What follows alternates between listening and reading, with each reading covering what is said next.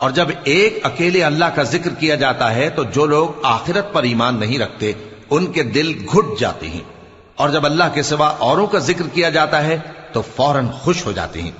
کہو کہ اے اللہ، اے آسمانوں اور زمین کے پیدا کرنے والے، پوشیدہ اور ظاہر کے جاننے والے، تو ہی اپنے بندوں میں ان باتوں کا جن میں وہ اختلاف کرتے رہے ہیں فیصلہ کرے گا۔ اور اگر ظالموں کے پاس وہ سب مال و متاع ہو جو زمین میں ہے اور اس کے ساتھ اسی قدر اور ہو تو قیامت کے روز برے عذاب سے رہائی پانے کے بدلے میں دے ڈالیں،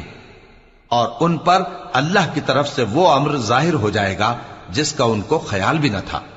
اور ان کے اعمال کی برائیاں ان پر ظاہر ہو جائیں گی، اور جس عذاب کی وہ ہنسی اڑاتے تھے وہ ان کو آ گھیرے گا۔ سو جب انسان کو تکلیف پہنچتی ہے تو ہمیں پکارنے لگتا ہے،